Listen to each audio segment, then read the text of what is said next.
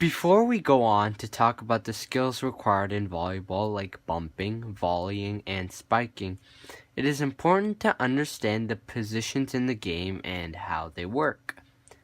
There are 6 main players in volleyball. You have power 1 and power 2, then the setter, then the player that is either called the opposite or right side player, who's right here, and then you have middle 1 and middle 2. There's also a 7th player who's not always on the court, and it's called the libero, but we'll go on to talk about that later.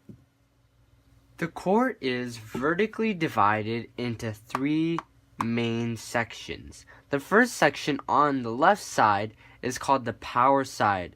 The second section is called the middle, and the third section is called the offside or weak side. The court is also horizontally divided into 2 sections by a line called the attack line. The first section, which is closest to the net here, is called the front court, and the second section in the back is called the back court.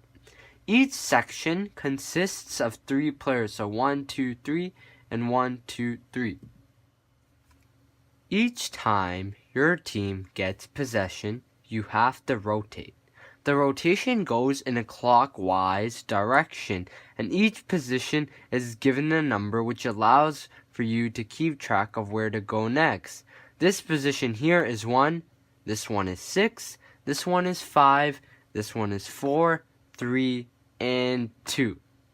So for example, let's say your team just gets a point, and it's your possession. So each player would rotate to the next number in a clockwise direction. So for example, you just got the point. 1 would come here, 6 would go over here, 5 would move up to here, 4 would shift here, 3 would come here, and 2 would go to serve.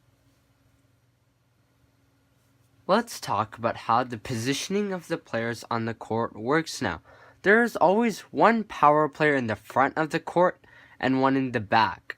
Those 2 are always across from each other throughout all of the rotations that they make.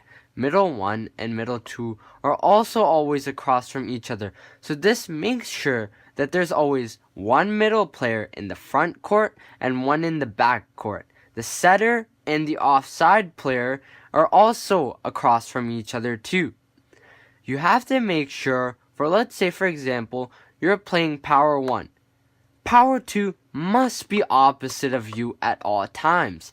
Otherwise, this means that your team is out of rotation, and the ref could penalize you for it.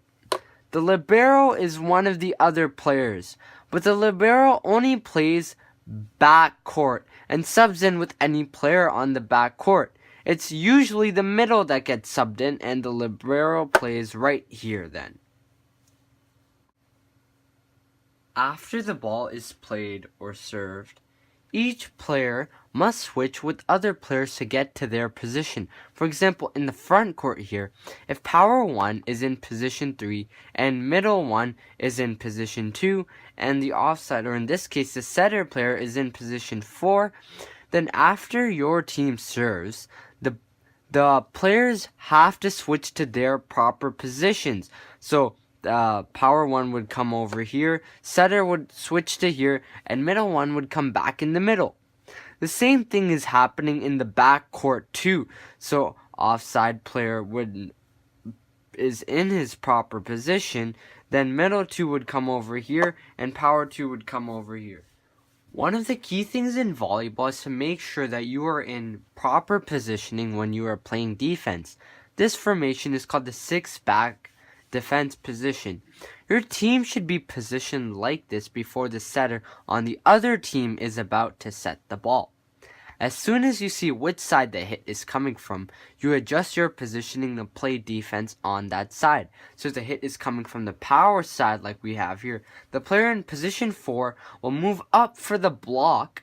The player in position 3 will move left towards him to help him with the block. And then the player who's in position 2 will shift over and then back up off the net to catch any mid-court tips towards the right. Player 5 will move up to the attack line to dig any short tips. Player 1 will also help with digging any mid-court tips and move towards the left slightly to dig any hits that either player 2 misses or any other hits. And lastly, player 6 will back up to dig any hits that go towards the far corners. If the hit is coming from the offside part of the court, then player in position 2 will go up for the block alongside player in position 3 who will help him block, and then player 4 will back up and shift towards the middle of the court to pick up any mid-court tips. Player 1 will move up to the attack line to cover any short tips that end up happening. Player 5 will slightly shift to the right and move up a bit, and then player 6 will finally back up to get anything that is towards the corner and is responsible for digging any deep hits. If the hit is coming from the middle, one defense formation is that player 3 goes up for the block, alongside player 2 and 4 who join him in blocking. Then player 5 and 1 move up for any short tips that end up happening, and then player 6 stays back again and is responsible for getting any deep hits, trying to dig them, or any hits that go towards the corners. When I met you in the summer. Now, one of the most important skills in volleyball is being able to volley a ball properly. So, with your hands, you need to make a triangle first, and then separate out the triangle a bit. Now, you do this because in volleyball, when you're volleying, your palm does not touch the ball. It is your fingertips that absorb the ball above your head and then release it. So, for example, you have a volleyball, your fingertips are almost touching, but your palm is not touching the ball. You absorb in and then let go, and then your hands should be flicked up like that. Now when it comes to your feet should be around shoulder width apart and bent, and you should be on the balls of your feet, because you have to make sure when you're volleying, you have to get your body below the ball in order to volley properly. And you should aim your feet towards where you want to volley the ball. Now here I have my friend Anish Chabra who really wants to get better at volleyball. So I'm here to help him. So the first thing I'm going to teach him is how to volley properly. Again, you have your feet bent, and now when you volley, you have to put your hands above your head. So you form a triangle, and then you separate it out a bit. And then you see the ball coming, you absorb the ball quickly and then push out. You flick your hands out just like that.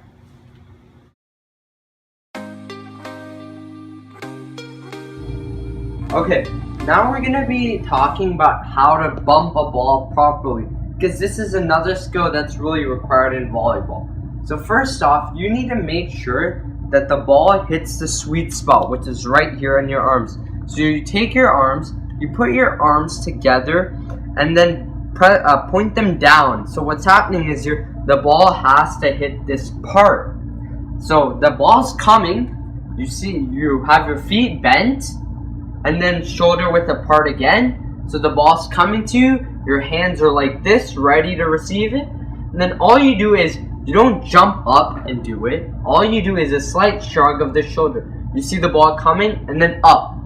And then you have to point your feet and your arms in the direction that you want the ball to go. So if I wanted to go this way, I take my feet, I tilt, I turn, and then I bump it that way. Now I'm going to teach my friend Anish how to bump properly. So you bend your feet down, and you're on the balls of your feet when it comes at your toes. Now you take your hands and you put them together and point your hands downwards. This forms a nice platform here. Now the stance that you should be starting in is like this. Your feet should be bent. You're down low on the ground. Your your hands are far apart. So this way, you're easily able to either move towards the ball by shuffling, and you're constantly on the balls of your feet. You shuffle this way to bump it, and you're also able to easily volley the ball too. So if the ball is coming above you, you can just move your hands up and volley, and if it's below, you can take it by bumping.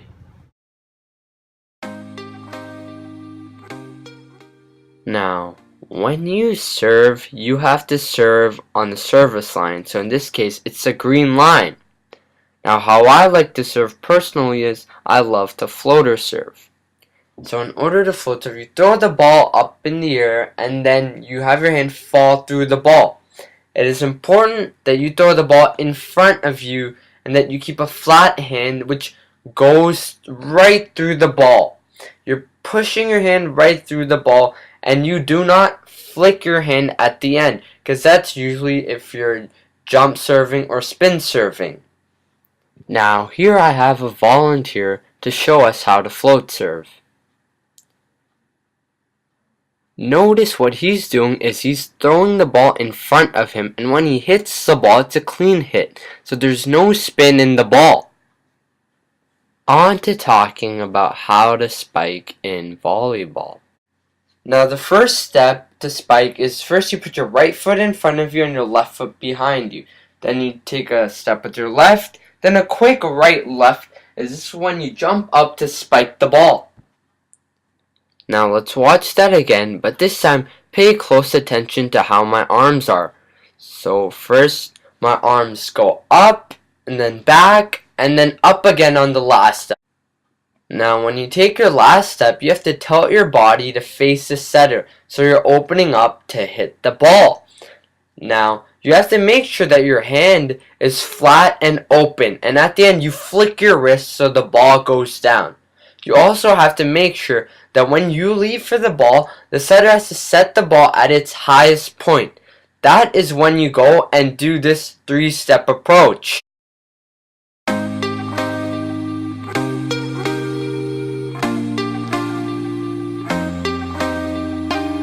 Can't be sleeping, keep on waking.